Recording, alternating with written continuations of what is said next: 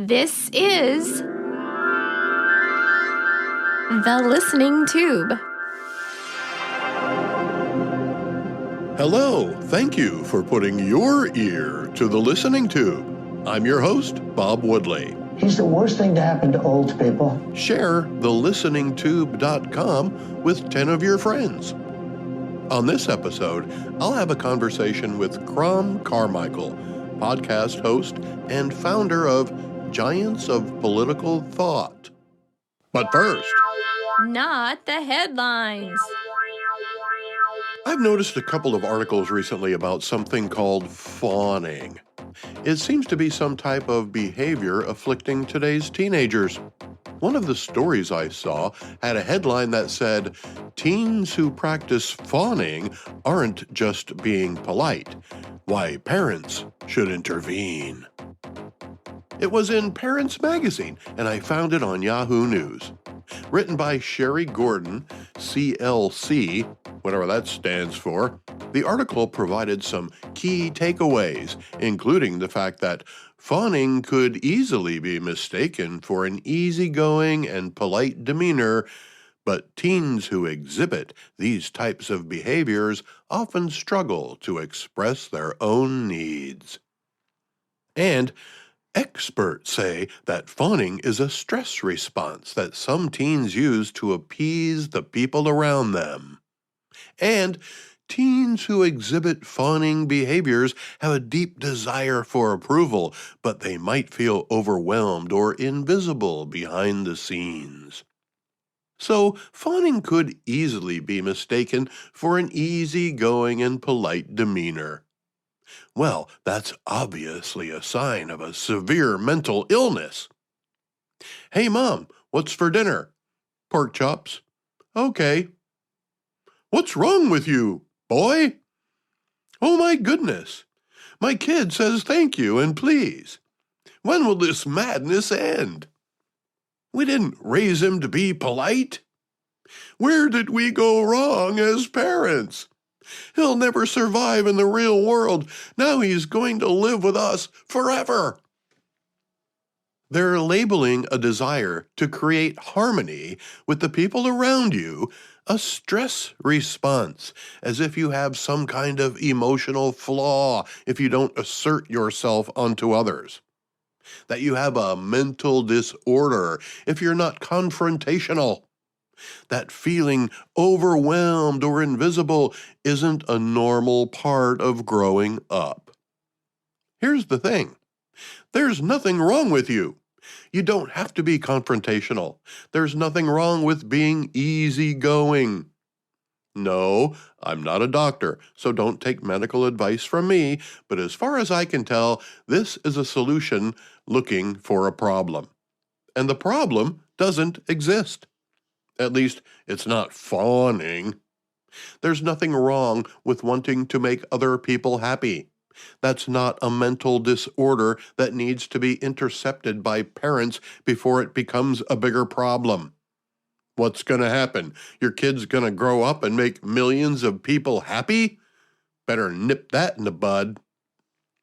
Here are some signs parents should look out for if they suspect their child may be a fawner. Apologizing for everything. Well, if you're walking around apologizing for everything, then you've already failed as a people pleaser. You suck at it. Just go ahead and be yourself. Engaging in excessive people pleasing. Yeah, see above. But for the record, I'm a fawner. You know why? Because I don't give a crap. You want to drive? Okay. You don't want to drive? Fine, I'll drive. It's okay to go with the flow.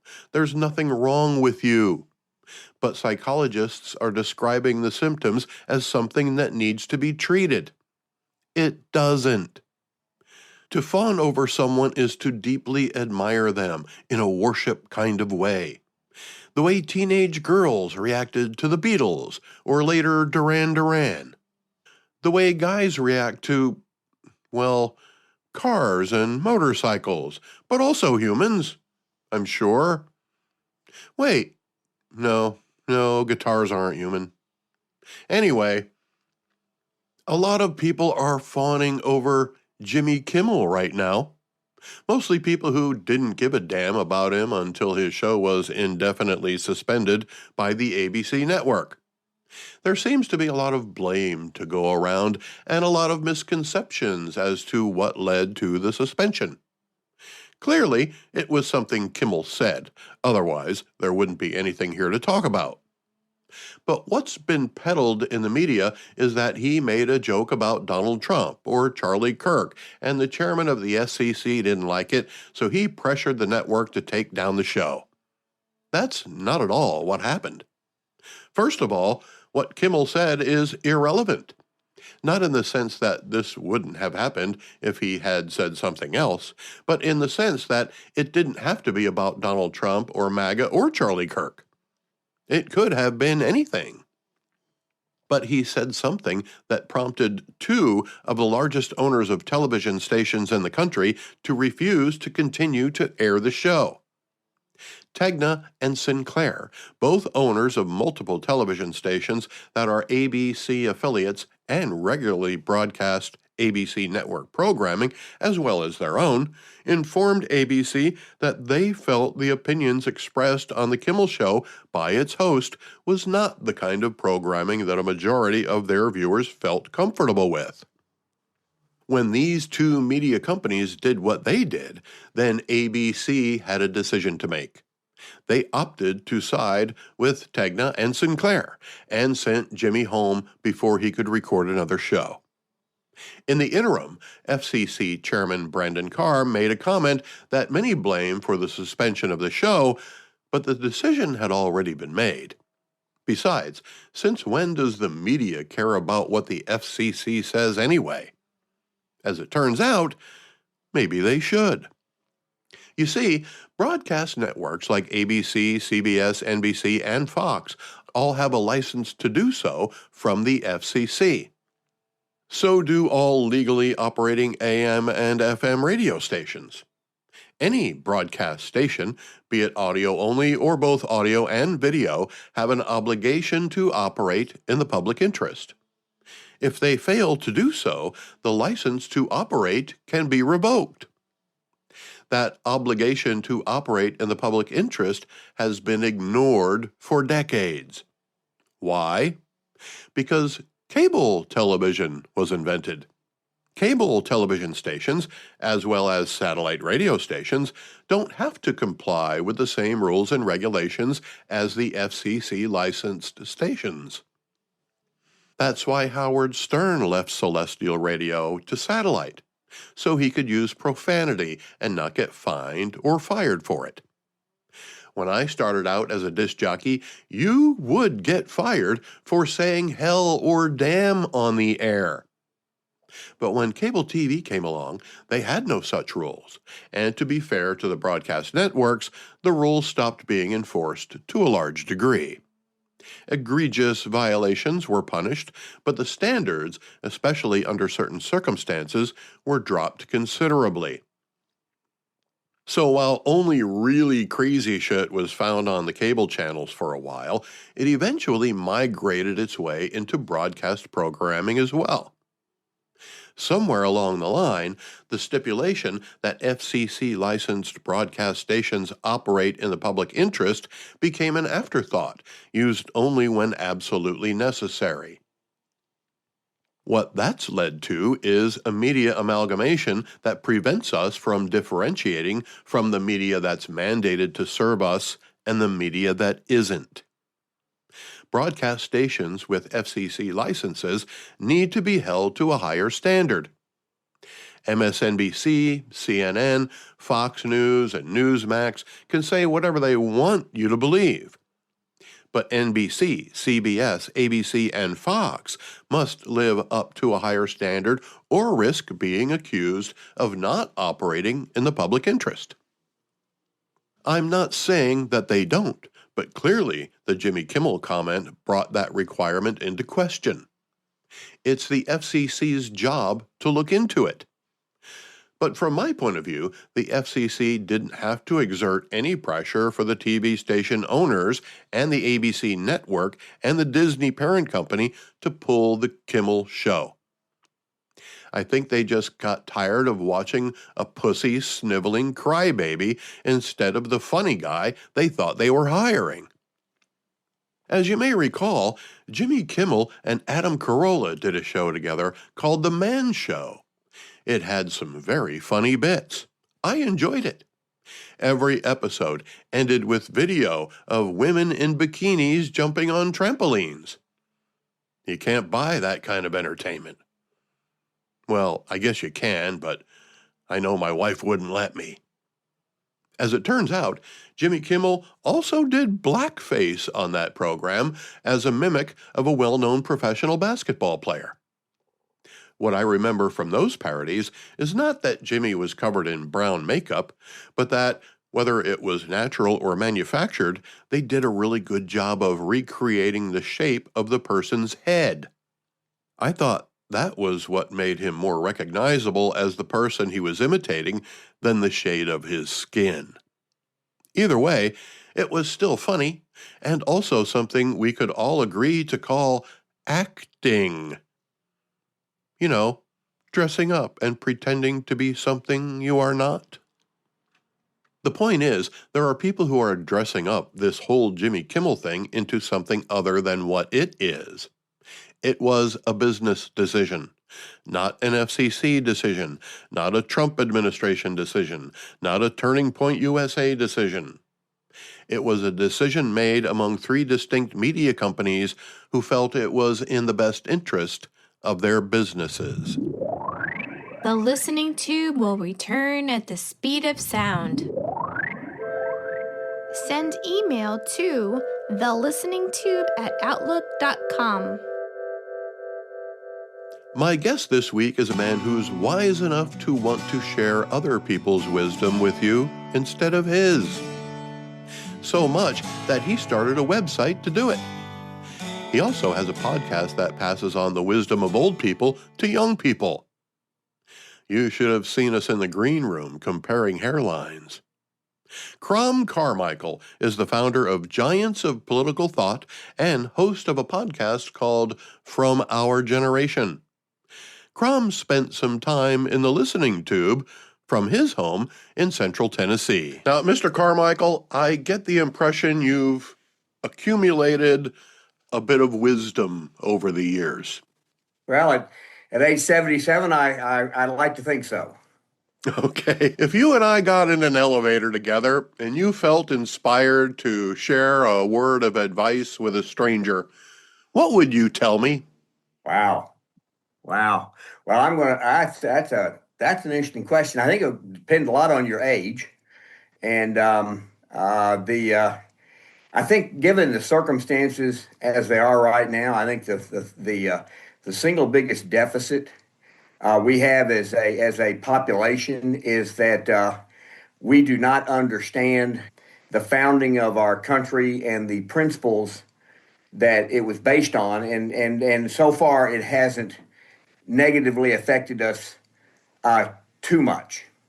But there's the opportunity to prosperity is not a given, and our country is the most prosperous, not only in the world but in the history of the world, and there are reasons for that that go back to the nature of the relationship between the people, the citizens, and the government, how we initially viewed the government versus any other country in the history of the world prior to us and even today, and which is what makes us unique in all of world history. That's quite a while.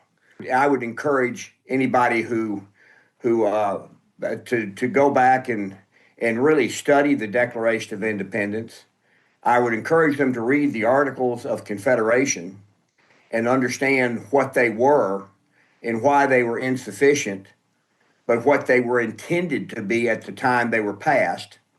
Then I would study the Constitution, I would study the Bill of Rights, and I'd study the Federalist Papers, and I think, and then have a discussion about that. What I liken it to, and if I talk to younger people, I say, if you think of how, if you're going to form a government, it would be like if a group of people, let's say there were 10 people, and they found a board game that was designed to be played by 10 people, and nobody had ever played the game or heard of it before, and they bought the game. The first thing they would do is they would read the rules of Yes. the game, and then they would recognize at the outset that somebody at the end of the game is going to win and other people won't, but the enjoyment of the game should be satisfactory. And that doesn't mean in our society that people who win necessarily win at the expense of those who don't, but everybody has an equal opportunity.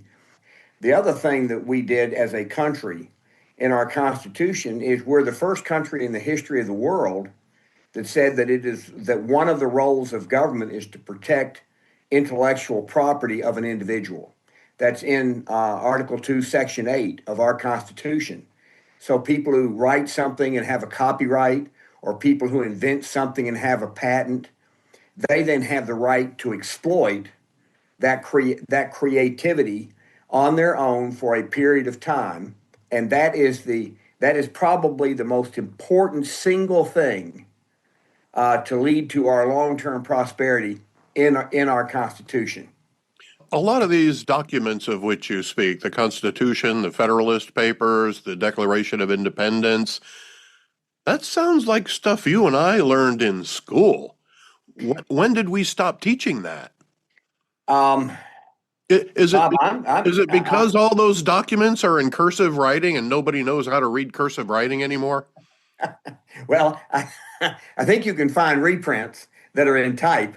I think that's possible, but I think starting about 40 years ago, maybe sometime around the time of Ronald Reagan, I think there was actually a concerted effort by the schools that are run by the government to stop teaching our Constitution, stop teaching our Declaration of Independence. I think that government employee unions' business model is to grow government and to grow the number of government employees. That's how they increase their power. That's how they increase their revenue, is adding people. And I used to teach a class in high school. I would start with one person on an island working 16 hours a day, 7 days a week to survive. And I call that the lowest standard of living a human being could possibly have. Anything below that was led to death. Then I took 10 people and put them on exactly that same island. And then we went through a process where we recognized that if 10 people figure out that if they cooperate with each other, they can benefit each other. It's called self-interest. And then over time, they would divide the duties, which we call division of labor. They would divide those duties, and they would then become more productive, meaning that instead of working 16 hours a day, 7 days a week to survive, they might be working 12 hours a day, 6 days a week. And so now they are, by definition, they are more prosperous because they're producing more in less time. But then let's say at that point that one of those 10 people says, I think that we need to have a government, and I will volunteer, be the one person who is the full-time government, and I will not rule you, I will serve you. And the other 9 people said, okay, well, I agree that you'll serve us. But the problem is, if they have to think, the other 9 have to think about is if one person stops producing and becomes the government, the other 9 people have to produce what that person is no longer producing. So in order to have a government, instead of working 12 hours a day, now they have to work 14 hours a day to pay for the government. And all I do is point out that while societies need to have some government to do certain things, we need to be very careful as to what those certain things are, because government inherently is not, number one, inherently costs money, and government is inherently, by its nature, inefficient. So those would be the things that I would like to share with people that over the years. That's my observation.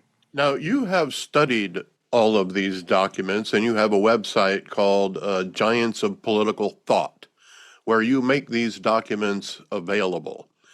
Uh, is the wisdom you gained from studying these documents more or less valuable than the wisdom you gained through your own experiences? I love that question. I'm going to give you a very quick answer. In 1979, I was 31 years old. I had bought into a sporting goods business about 2 years before that, and I was very fortunate in that my partner in the sporting goods business was well known. He was well known in the industry, and at that time, Converse athletic shoes was a very big deal. And Converse decided that instead of having a national distributor, Wilson Sporting Goods, they would have regional distributors, and we were invited to become a regional distributor. And so, and which was a tremendous business. It was a great opportunity. And we located that business in Columbus, Ohio, and I ran that business. And everything that we did was in $4 million increments. We had $4 million of inventory. We had $4 million of receivables. We had $4 million of payables, and we had $4 million of bank debt.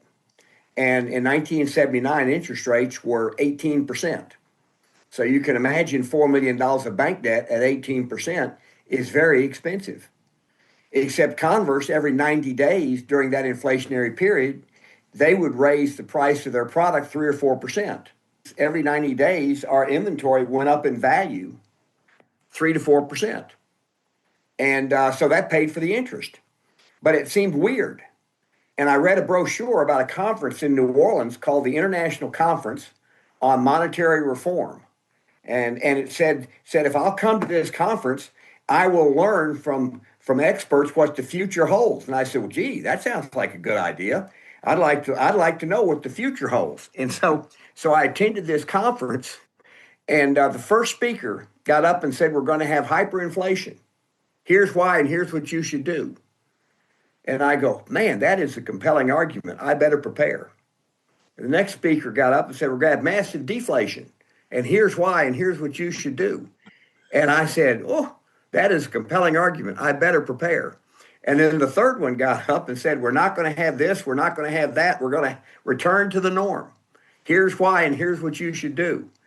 And I said, wow, what a compelling argument. I better prepare. At the end of all that, Kathy, who later became my wife, and we've been happily married for 37 years, she said, well, baby doll, what'd you learn from all those speakers?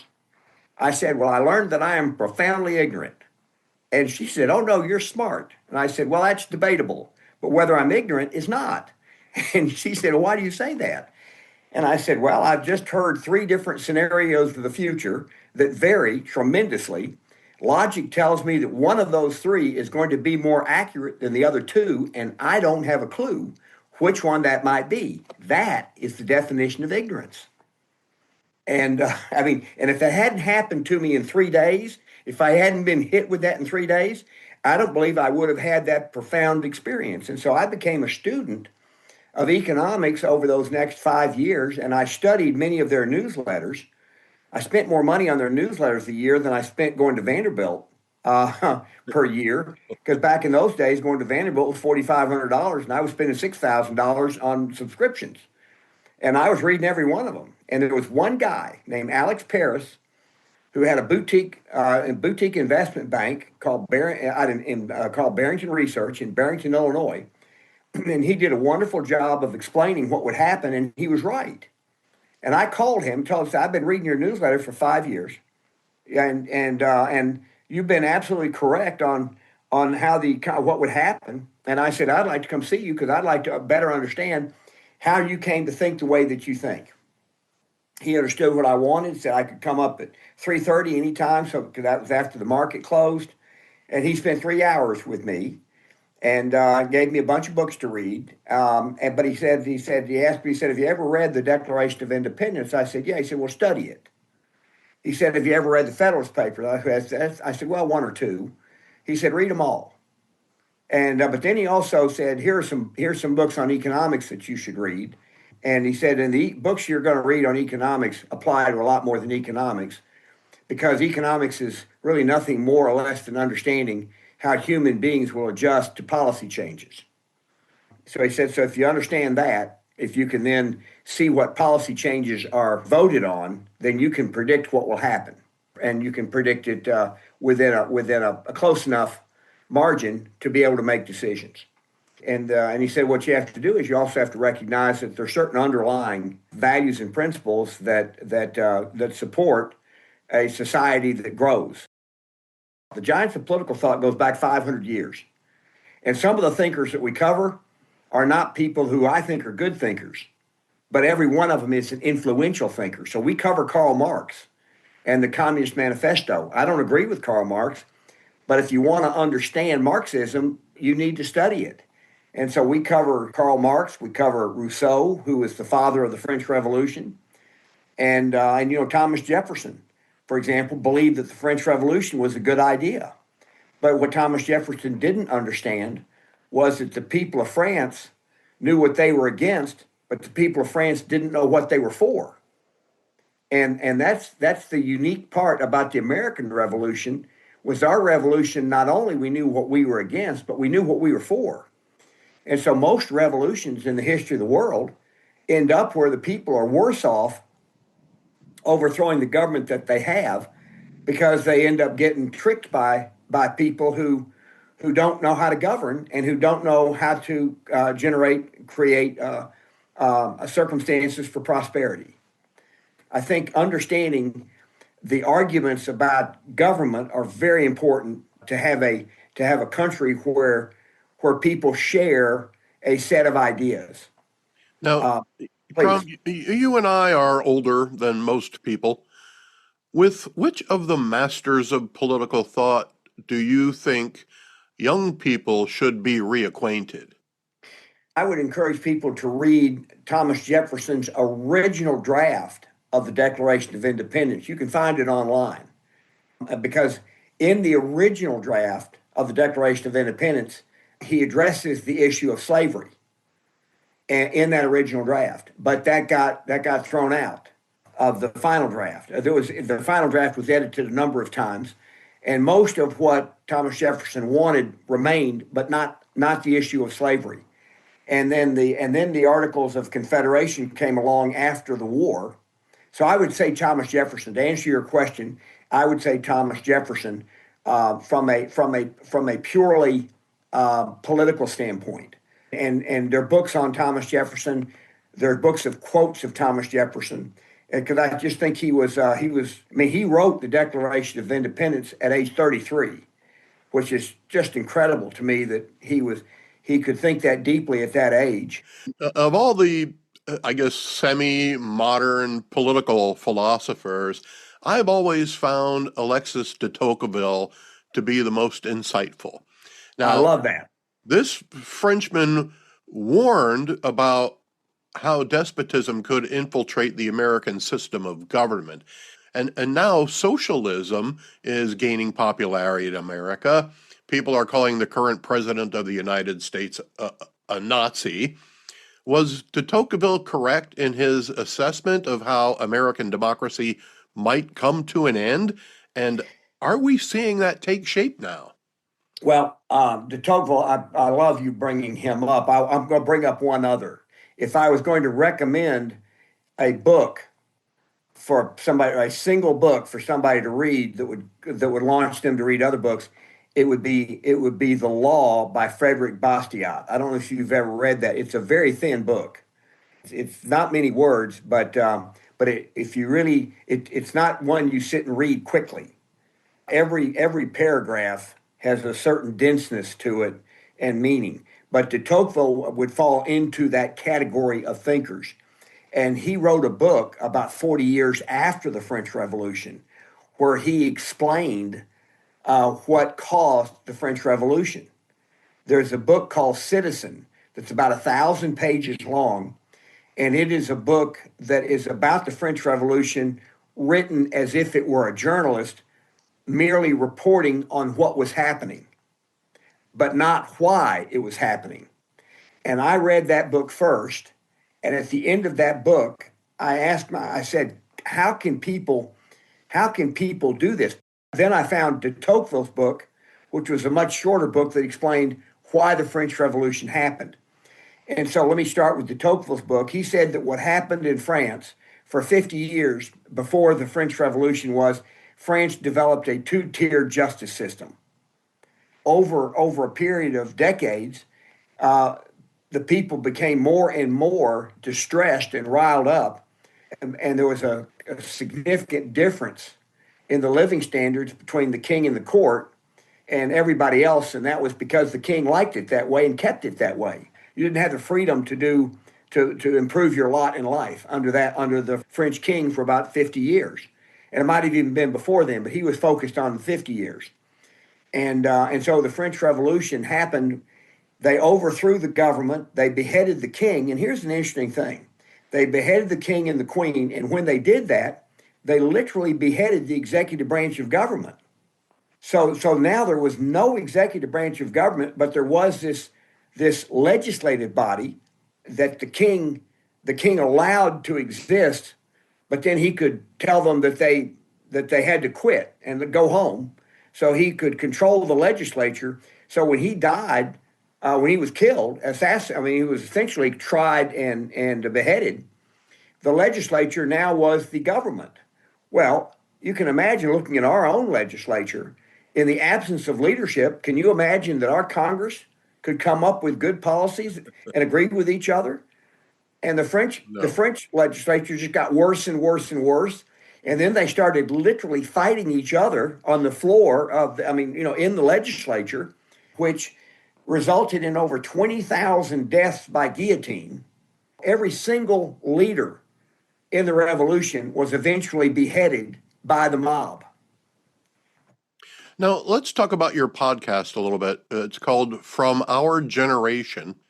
I'm assuming that's the baby boomer generation? Yes. Okay. Yeah, and Now, please, go ahead. I too am a baby boomer, but I came at the tail end of it. So I might be a little less groovy than you, but maybe a little more hip. Okay, all right. Judging from the title, am I correct in assuming your podcast is aimed at younger generations of people? Yeah, it is. And what we try to do is we try to talk about current events and then relate them to historical ideas. And I don't know if we're particularly effective at it, but that's what we try to do. And there are lots of current events, obviously, to talk about. We are in very strange times. We have, I think we're in a more divided society from a body politic than any time in my lifetime. Now, that's not necessary to say any time since the history of the country, because the Civil War was a very divided period. But our politics is very, very divided, and so what I try to do is Mike Hassel and I, what we do is we try to talk about current events, but we also talk about it in context. We talk a lot about our Constitution, and we talk a lot about the Declaration of Independence, and it's important. We talk a lot about words like culture, and when we try to define words very carefully, like culture is a word that we define as a set of values that a society has in common. That defines its culture. If you have multicultures, you have multiple sets of values. One could argue that the difference between Israel and the Palestinians is an extreme example of multiculturalism. When you have extreme examples, two sides cannot coexist. When you have extreme examples. And you brought up that socialism is on the rise. Well, socialism cannot create prosperity. It cannot. Because prosperity, and this is where you get into the Wealth of Nations and Adam Smith, innovation, you never know where innovation is going to come from, and you never know what the innovation is going to be. And because if you did, then it wouldn't be an innovation. It would be an improvement of something we already know about. But a true innovation, like the internal combustion engine, it allowed us to move from, at best, having a plow behind a horse, and then we ended up with tractors. So we moved from a society where 95% of the population was in the business of growing or distributing food to now it's less than 5% of the population is in the business of growing and distributing food. And that's because of the internal combustion engine. And then you have electricity. And then there are all these different businesses and ideas and improvements and innovations were discovered or created once electricity existed. The internet is another one. And the most current one, of course, is artificial intelligence. And so I watch what's happening with artificial intelligence every week. Now I'm learning about a whole nother area where artificial intelligence is going to affect it in ways that are very disruptive, but also in ways that create productivity, tremendous gains in productivity. So and then politically, you've got Mamdani, who, I mean, when he was interviewed, he said that nobody should have private property, that the government, and these are his words, the government should own the means of production. Well, that's right in the Communist Manifesto. So he's not just a socialist. And by the way, Karl Marx was a socialist before he was a communist. So socialism and communism, they're part of the same family. They're not, there's very little that separates them.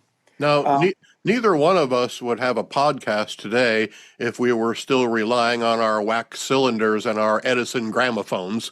So, but here's what I see in today's technology, Crom. Back in our day, new products were developed to make our lives easier and less complicated so that we had more free time to spend with ourselves and our families.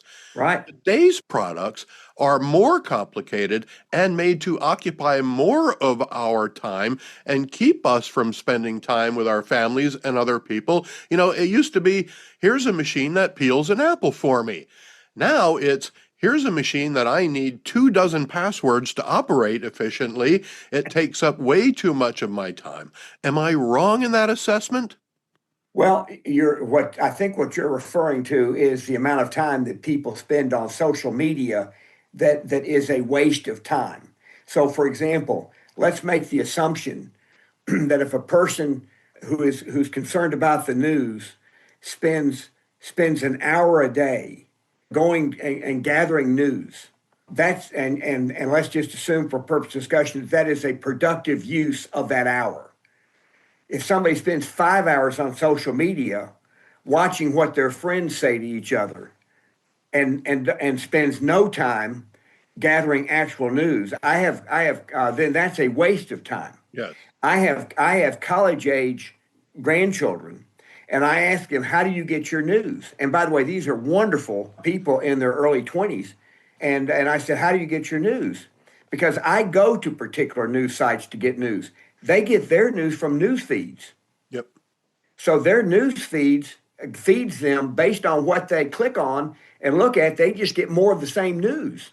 Yes, they do. So my granddaughter, back when you had a number of college girls were murdered and other girls were raped and all these, she read those stories and she clicked on them and read them in detail. And she told me, she said, Granddad, my news feed now is just filled with subjects of murder and rape. She said, I don't even want to watch the news. I said, well, how do you fix that? And I don't know the answer to that because I don't have a news feed. I don't have a Facebook account, an Instagram account, a TikTok account, but I do recognize that all of those are things that other people have, and especially younger people with Instagram and TikTok and then influencers that they quote follow. And much of the information that's put out is inaccurate information. I'm going to say that you have a filter. So if you read a story that makes no sense to you, you go, that doesn't make any sense. But a lot of people who don't have a filter, who don't have enough basic knowledge, they read something and say, oh my gosh, I didn't know that. And then now they believe it. Yeah. That's a core problem, but also an opportunity. And I appreciate our time together and wish we had more, but I understand the limitations. I wish we had more time too, Crom. It was a pleasure speaking with you. Be sure to find Crom's Giants of Political Thought for access to all kinds of historic literature and the From Our Generation podcast. Thanks to Crom Carmichael for spending some time in the Listening Tube. The Listening Tube is written and produced by yours truly. Copyright 2025. Thank you for putting your ear to the Listening Tube. Be sure to follow the Listening Tube at thelisteningtube.com. I'm your host, Bob Woodley, for Thou ad infinitum.